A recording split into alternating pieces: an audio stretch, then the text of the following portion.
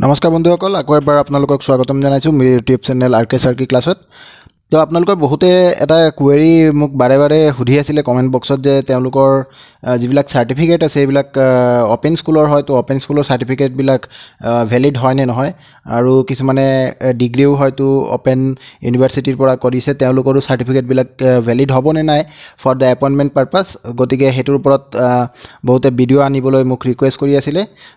তো সেইটো কাৰণে মই আজি এটা সৰু ভিডিঅ' লৈ আহিলোঁ যাতে আপোনালোকৰ এই কুৱেৰিটো আৰু এইটো এটা যোনটো আপোনালোকৰ মনত এটা উৎকণ্ঠা এটা আহিছে সেইটো যাতে মই এটা উত্তৰ দিব পাৰোঁ।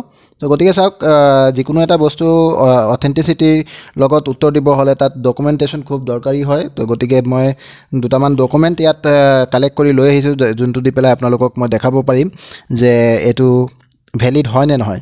তো চাওক, গুৱাহাটী ইউনিভাৰ্চিটিৰ এটা নটিফিকেশ্যন আছে।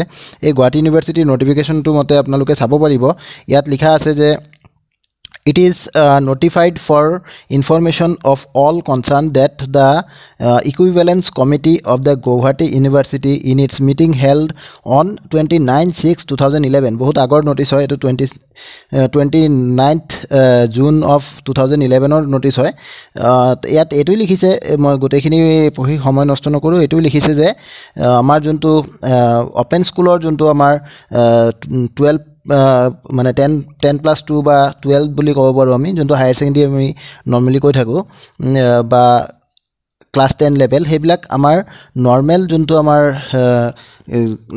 ৰেগুলাৰ কোৰ্চ হয় তাৰ লগত ইকুইভেলেণ্ট হয় বুলি লিখিছে।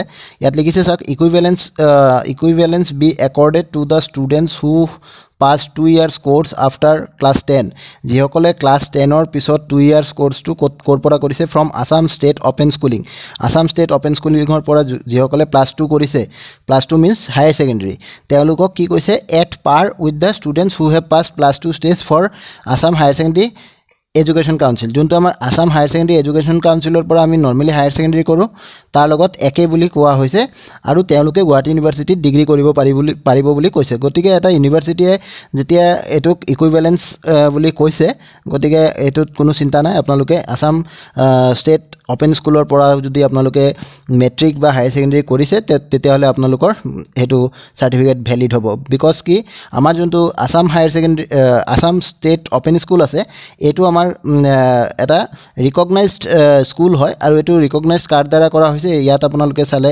দ্বিতীয় যোনটো আমাৰ এইটো নটিফিকেশ্যন আছে, এইটো চালে আপোনালোকে গম পাব, এইটো national institute of open schooling, যোনটোক আমি NIOS বুলি কওঁ। NIOS, আমি NIOSৰ নামটো বিগত কেইটামান বছৰত বহুতবাৰ শুনিছোঁ। যিসকলে শিক্ষক চাকৰিৰ লগত জড়িত হৈ আছে বা যিসকলে টেট দিয়াৰ কাৰণে চেষ্টা চলাই আছিলে, তেওঁলোকে নিশ্চয় জানে যে NIOSৰ পৰা বহুতে DLED ডিগ্ৰীটো ইয়াৰ পৰা আহৰণ কৰিছিলে, NIOSৰ পৰা।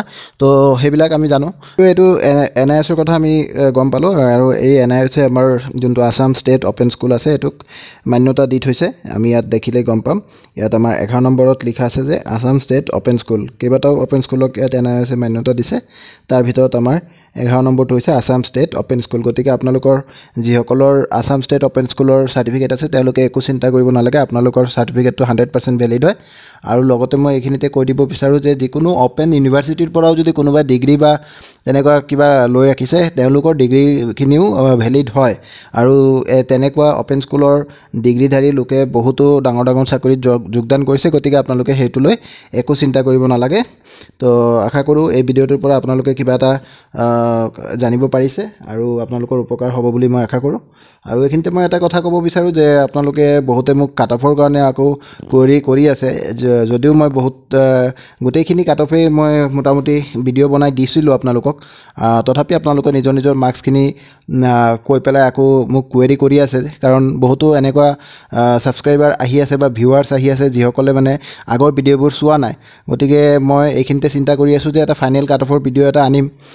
তাৰ আগতে মই আৰু এটা ভিডিঅ' আপোনালোকক দিম, যোনটোত নেকি আপোনালোকে কমেণ্ট বক্সত মোক জনাব পাৰিব আপোনালোকৰ গোটেইখিনি মাৰ্কছ, আৰু সেই গোটেইখিনি মাৰ্কছৰ ওপৰত কমপ্লিট ৰিচাৰ্চ কৰি পেলাই তাৰপিছত মই এটা ফাইনেল কাট অফ এটা আনিম তাৰ কাৰণে আপোনালোকে সেই ভিডিঅ'টো মানে যিমান পাৰে সিমান মানুহলৈ শ্বেয়াৰ কৰিব যাতে হেতুত কমেন্ট বক্সত আপোনালোকৰ যিমান চিনাকি আছে সবৰে যাতে মাৰ্কসটো আহি যায় ম্যাক্সিমাম মাৰ্কস আহিলে আমি কাট অফৰ ধাৰণাটো আমাৰ শুদ্ধ হ'ব বুলি আমি ভাবো গতিকে এইখিনি কৈ মই মোৰ এইটো ভিডিঅ' মই ইয়াতে সামৰণি মাৰিলোঁ ধন্যবাদ জয় আই অসম